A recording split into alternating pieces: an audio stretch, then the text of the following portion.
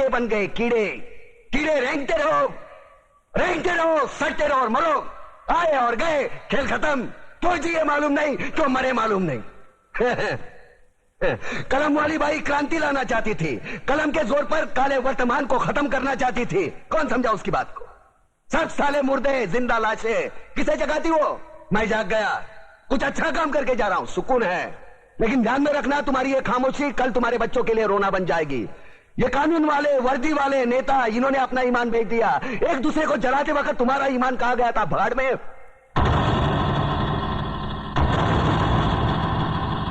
ये पिस्सू जैसा हमारा पड़ोसी मुल्क आने वाले कल में शायद अपने आप को दुनिया के नक्शे पर देख नहीं पाएगा। एक बात भूल रहा है, उनके घर में जो रोटी बनती है ना, उसका आटा भी विदेशी चक्की से पीस के आता है। साले अपने खुद के देश में सुई नहीं बना सकते और हमारे देश को तोड़ने का सपना देखते हैं। वो ये सपना देख सकते हैं क्योंकि उन्हें मालूम है ये मुर्दों का देश है। वतन के लिए किसी को कोई हमदर्दी नहीं है। इसे तोड़ना बिल्कुल आसान है। मैं हिंदू, मैं मुसलमान, मैं सिख, मैं फलाना, मैं ढिमका। एक लाठी को तो कोई भी तोड़ सकता है, लेकिन लाठी के भारे को तोड़ना मुश्किल है। मैंने बचपन में पढ़ा था, स्कूल में, तीसरी में। मैं क्यों समझा रहा हूं तुमको? क्यों समझा रहा हूं? पागल हूं मैं? भूसा भरा पड़ा है मेरे दिमाग में। क्यों बातें कर रहा हूं इन पत्थरों से? हंसो, खुशियां मनाओ। क्रांति की राह पर एक और कुत्ते की मौत मरने जा रहा है, कल कोई और मरेगा। हमें क्या? हम इसी तरह जीते रहेंगे, है ना? जियो भाई जियो, जैसे चाहिए वैसे जियो। मैं हिजड़े की जिंदगी जीना नहीं चाहता। ए ला, चल चल ला।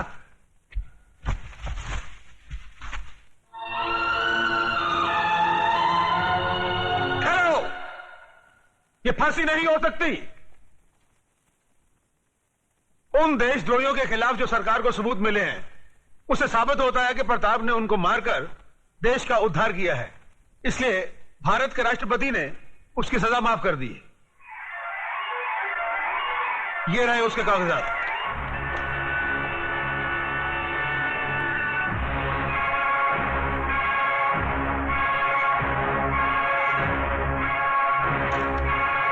रोक दीजिए ये फांसी।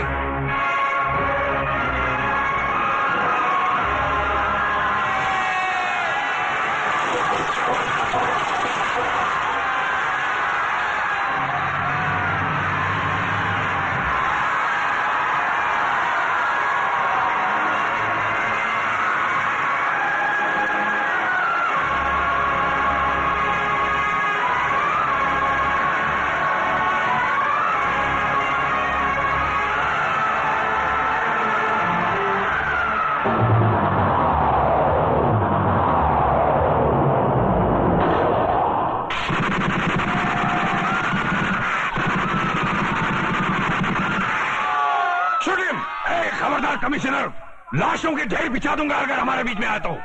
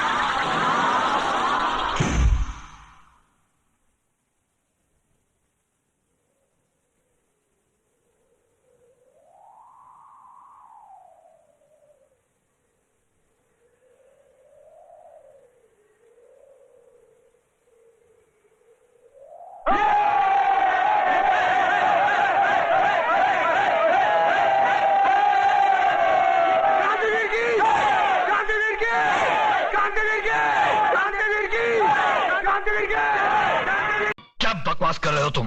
तुम्हारे बाप का खूनी हो मैं? हाँ, तुम्हारे वजह से मेरे बापू की जान गई।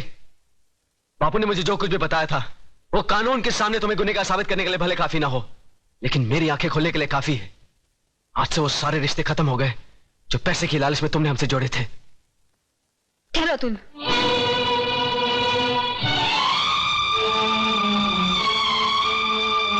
सुन लिया ना बेटी? देख ली ना झोपड़पट्टी में रहने वालों की असलियत? देख ली डैडी। झोपड़पट्टी और महलों में रहने वालों की असलियत भी। क्या क्या मतलब? मतलब बिल्कुल साफ है। जिस तरह अतुल की आंखें उसके पिताजी की बातों ने खोल दी, उसी तरह मेरी भी आंखें आपके और चतुर सिंह के बीच हुए जमीन के एग्रीमेंट ने खोल दी। ऐसे अरबपति और बेईमान बाप से तो ऐसा गरीब पति का झोपड़ा बेहतर है। कम से कम उसकी दीवारें खून से तो रंगी हुई नहीं है। चलो अतुल, ये दुनिया का सबसे बड़ा बदकिस्मत बाप है, जिनके पास करोड़ों अरबों रुपए तो है, पर बेटी के कन्यादान कर्ज से वो कभी मुक्त नहीं होगा, कभी नहीं। बेटी बेटी बेटी मेरी बात तो सुनो। अरे कहाँ उस रात के ढेर में अपनी जिंदगी को ढूंढने जा रही हो तुम? राम नाम सत्य है, राम नाम सत्य है, राम नाम सत्य है, राम नाम सत्य है, राम नाम सत्य है। उतारो भाई उतारो, आराम से।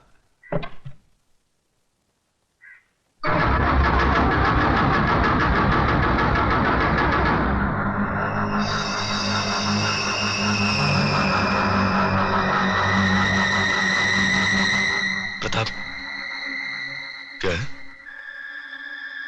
ये वही आदमी जो उस दिन बापू से मिलने आया था। हाँ, मैं वही आदमी हूं जिसने तेरे बाप को शमशान घाट तक पहुंचाया। अब तुम दोनों की बारी है, क्योंकि चतुर सिंह ने एक कसम खाई है कि तुम दोनों की चिता की राख से वो तिलक लगाकर ही भोजन करेंगे। ये रही तुम्हारी चिता।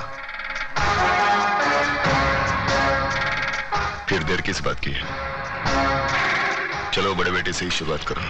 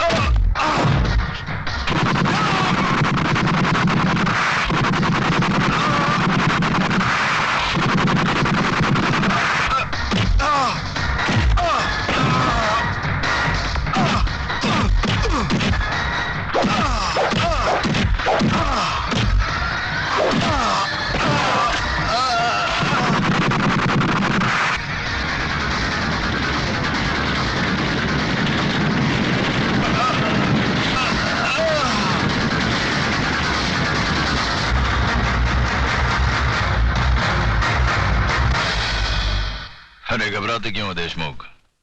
अब तक तो जलकर राख बन चुका होगा। अरे तुम लोगों को अपने दोस्तों पर भरोसा ही नहीं है। बस बस अब ये भाषण बंद करो, हमारे कान के पर्दे फट रहे हैं। बस बंद कर।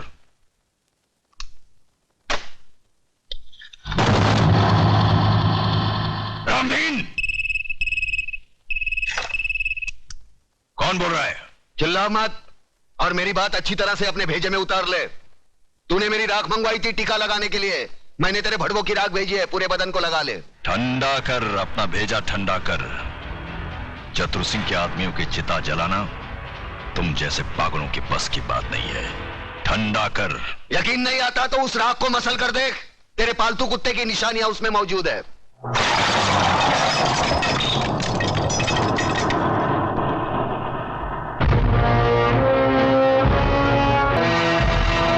अबे हराम के, तूने जलती हुई आग में हाथ डाला है।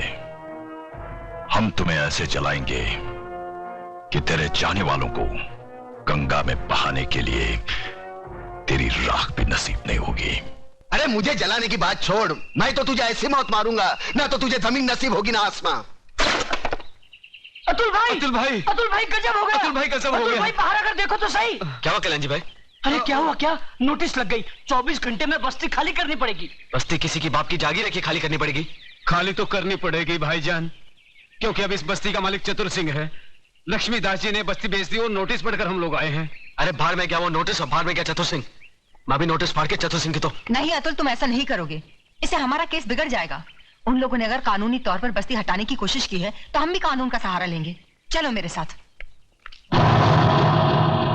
कानून हर किसी के लिए बना है, लेकिन अदालत की नजर में जो गैर कानूनी है उसके लिए एक जज की हैसियत से मैं कुछ नहीं कर सकता। यह स्टे ऑर्डर नामुमकिन है। मगर जज साहब, अगर मेरे पिताजी ने चतुर सिंह को जमीन बेची होती तो कम से कम मुझे मालूम तो होता, उसके कागजात होते मेरे पास। जज साहब, जिस तरह आपने 24 घंटे में कानूनी तौर पर हजारों लोगों को बेघर करने का नोटिस जारी कर दिया, उसी तरह उसे रोकने का भी तो कोई कानून होगा। मिस मेघा, सलाह के लिए वकील होते हैं, जज नहीं। जज का काम है सिर्फ फैसला सुनाना। जानती हूँ जज साहब, अच्छी तरह जानती हूँ कि इस बार भी आपने पैसे खाकर बड़े होशियारी से शुक्रवार की शाम को यह फैसला सुना दिया। आज सैटरडे है, कल संडे और परसों नवरात्रि की छुट्टी। लेकिन इतना याद रखना जज साहब, ये जो गरीबों की बद्दुआएं और चीखें हैं ना, ये सहाय नहीं जाती। और जब ऊपर वाला अपना फैसला सुनाएगा तुम भी बच नहीं पाओगे। चतुर सिंह, ऊपर वाले के हाथ से तू बचे ना बचे, लेकिन मेरे हाथ से तेरे को कोई नहीं बचा सकता। अगर एक बाप की औलाद है तो एक बार मेरे सामने आकर दिखा। तू भौंकता बहुत है आराम के, और भौंकने वाले कुत्ते हमें पसंद नहीं।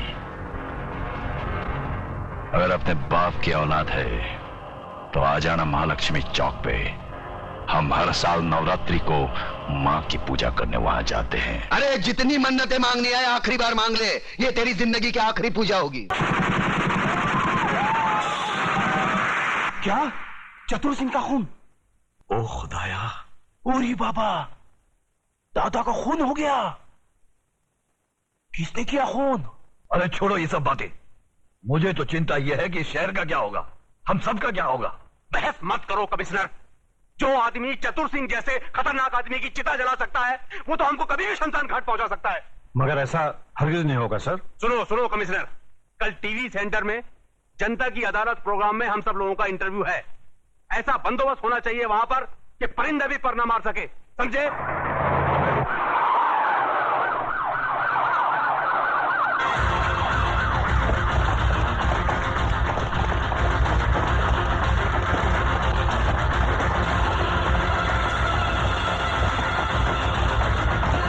कादर, तो इधर है ना? Yes sir. पांडु, जरा पीछे रहे।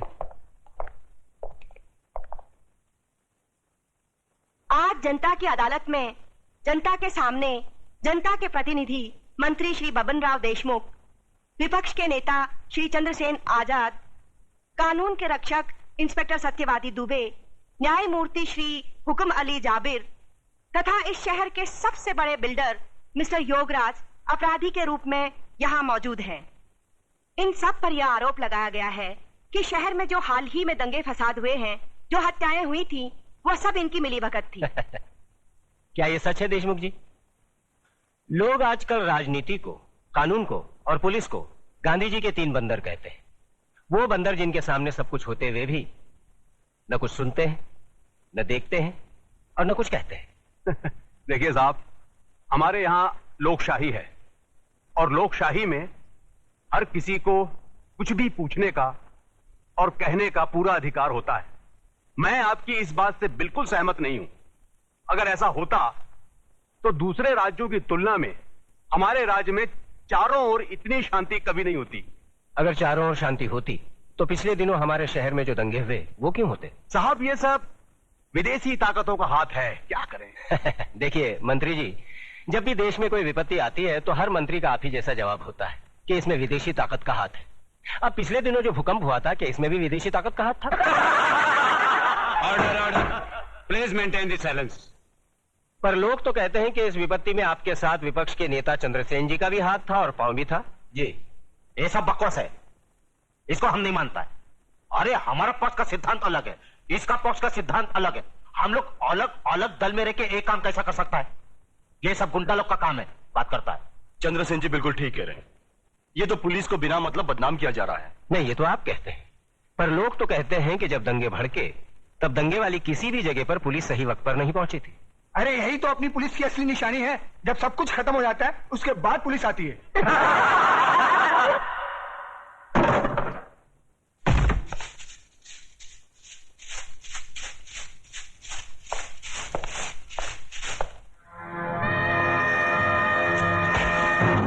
यही तो रोना है कि लोग हमें गलत समझते हैं। हमारी योजनाएं लोगों की समझ में नहीं आती।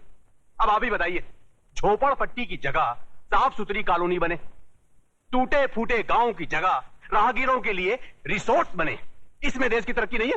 बोलिए। पर लोग तो कहते हैं इसमें आपकी तरक्की ज्यादा होती है। सारा धन आप सब लोग मिलकर बटोर लेते हैं और डकार तक नहीं लेते।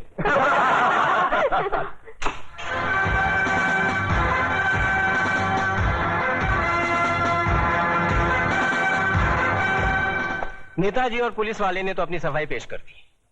अब जज साहब, आप और योगराज जी अपनी सफाई में कुछ पेश करना चाहेंगे? ऐसे मामलों में लोग अगर कानून के रखवालों पर शक करने लगे तो फिर सफाई में कुछ कहना क्या? देखिए, हम ठहरे व्यापारी लोग, हम अपने धंधे में गुंडों का साथ नहीं लेते। गुंडों का साथ आजकल कौन नहीं लेता योगराज जी? अब तो माफिया वाले भी राजनीति में उतर आए हैं और आजकल नेता लोग भी अपने क्रिमिनल रिकॉर्ड की बुनियाद पर ही चुने जाते हैं। क्यों देशमुख जी, आप तो नेता बनने से पहले दमन से चांदी की स्मगलिंग क्या करते थे? देखिए देखिए, ये मुझ पर झूठा बेकार का इल्जाम लगाया गया है। नहीं नहीं, आप स्मगलिंग करते थे या नहीं करते थे? बस। वैसे मैं भी इस बात को नहीं मानता, क्योंकि हर बड़े नेता को बदनाम करने के लिए लोग कुछ भी बोलते हैं। क्यों चंद्रसेन जी? एकदम सच बोलता है।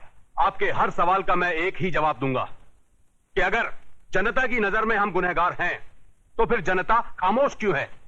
बोलिए, क्यों हमें पिछले 15 साल से इस राज्य में चुनाव जिता रही है? जज साहब, हम पर लगाए गए सारे इल्जाम बेबुनियाद हैं। हमारी सफाई में मेरा यही जवाब है। अब फैसला आपके और जनता के हाथ में है। सुनाइए। अरे असली अदालत आज तक हमारे खिलाफ फैसला नहीं सुना सकी तो ये जनता की अदालत क्या खास सुनाएगी? देशमुख, तुम कभी कभी सच बोलता है।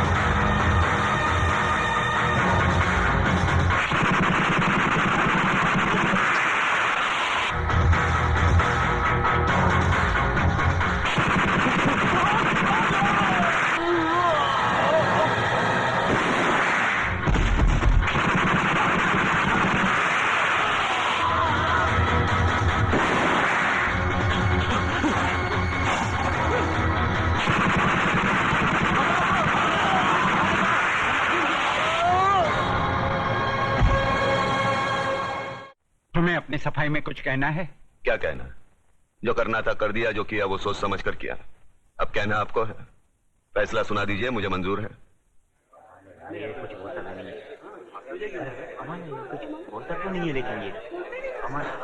Order order. आज न्यायमूर्ति श्री विश्वनाथ सिंह ने अदालत में मंत्री श्री बबन राव देशमुख, विपक्ष के नेता श्री चंद्रसेन आजाद, न्यायमूर्ति श्री हुकुम अली जाबिर, इंस्पेक्टर सत्यवादी दुबे, प्रख्यात बिल्डर योगराज और कुख्यात सरगना चतुर सिंह चिता के कातिल प्रताप नारायण तिलक को फांसी की सजा सुनाई।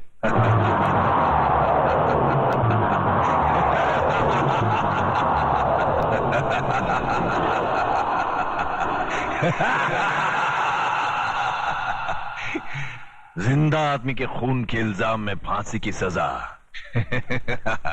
देखा पकिया, हमें तो माता के आशीर्वाद और बुलेट प्रूफ जैकेट ने बचा लिया, मगर वो हराम का कानून की मौत नहीं, चतुर सिंह चिता की दी हुई मौत से मरेगा।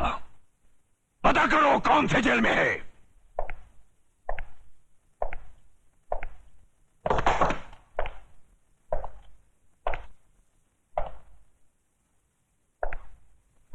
प्रताप, तुम्हारी फांसी का दिन मुकर्रर हो गया है।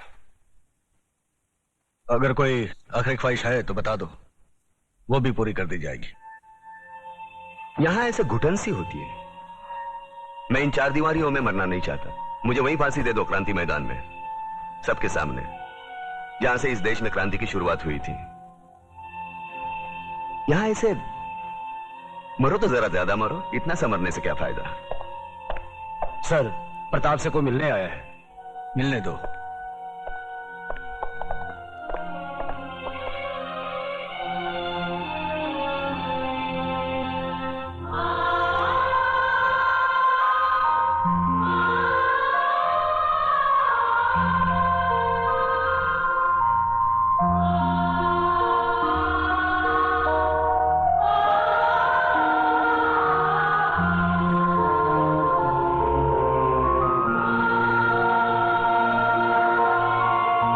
माँ, अरे बूढ़ी हो गई, बूढ़ी रो काय को रही तू? नहीं रे, ये तो खुशी के आंसू है। सोचा था जिंदगी भर तेरा मुंह नहीं देखूंगी, लेकिन तेरे बारे में अखबार में पढ़ा तो रह नहीं गया मुझसे, और मैं चली आई अपने बेटे के पास। कैसा है रे तू? बेटा, आज तूने तिलक खानदान के नाम पर सचमुच यश का तिलक लगा दिया। मैं खुश हूँ, बहुत खुश हूँ। अब तो भगवान से यही प्रार्थना करूंगी कि तुझे जन्मों जन्म मेरा ही बेटा बना कर। नहीं माँ, अगले जन्म में किसी मंदिर या मस्जिद की ईंट बनकर जिंदगी भर वहां रोता रहूंगा। इस जिंदगी का रोना मेरा बाकी है।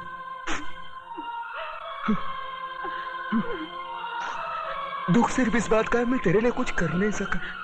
नहीं बेटा, तूने बहुत कुछ किया, मुझे सब कुछ मिल गया।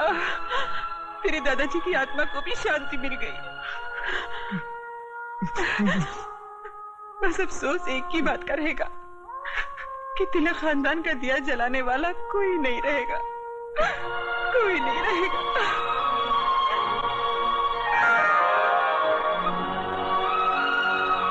ये देख, अपनी बहू के लिए रखे थे, लेकिन अब तो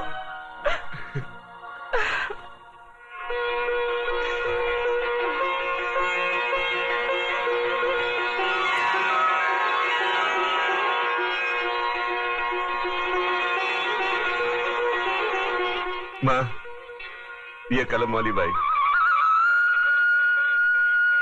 मेघा लिखती है, एक दिन के लिए हमारे खानदान की बहू बनेगी। सोच ले।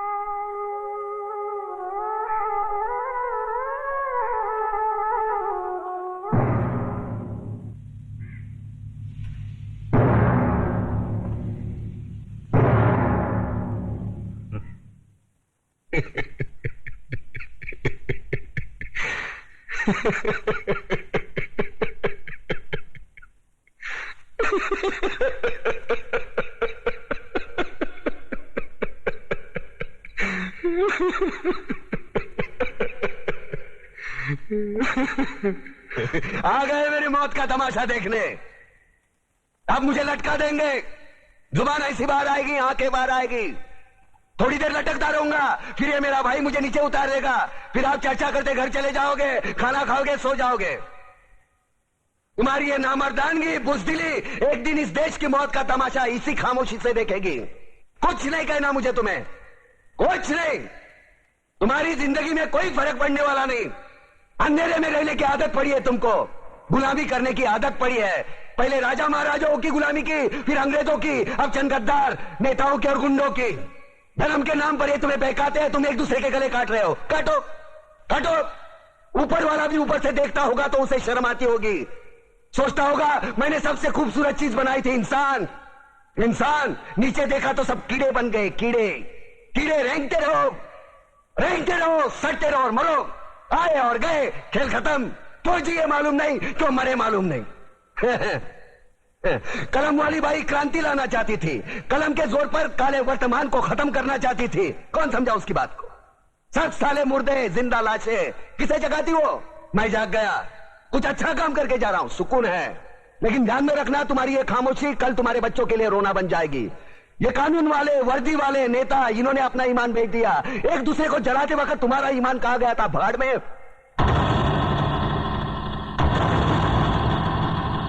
ये पिस्सू जैसा हमारा पड़ोसी मुल्क आने वाले कल में शायद अपने आप को दुनिया के नक्शे पर देख नहीं पाएगा। एक बात भूल रहा है, उनके घर में जो रोटी बनती है ना, उसका आटा भी विदेशी चक्की से पीस के आता है। साले अपने खुद के देश में सुई नहीं बना सकते और हमारे देश को तोड़ने का सपना देखते हैं। वो ये सपना देख सकते हैं क्योंकि उन्हें मालूम है ये मुर्दों का देश है। वतन के लिए किसी को कोई हमदर्दी नहीं है। इसे तोड़ना बिल्कुल आसान है। मैं हिंदू, मैं मुसलमान, मैं सिख, मैं फलाना, मैं ढिमका। एक लाठी को तो कोई भी तोड़ सकता है, लेकिन लाठी के भारे को तोड़ना मुश्किल है। मैंने बचपन में पढ़ा था, स्कूल में, तीसरी में।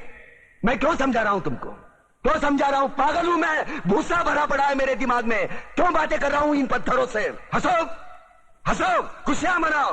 क्रांति की राह पर एक और कुत्ते की मौत मरने जा रहा है, कल कोई और मरेगा। हमें क्या? हम इसी तरह जीते रहेंगे, है ना? जियो भाई जियो, जैसे चाहिए वैसे जियो। मैं हिजड़े की जिंदगी जीना नहीं चाहता। ए ला, चल चल ला।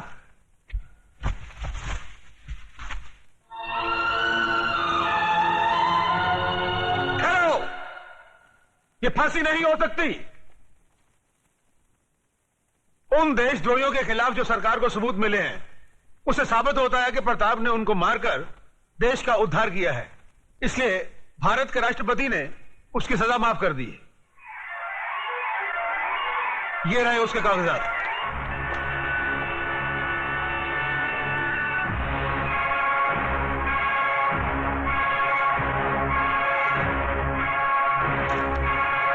रोक दीजिए फांसी।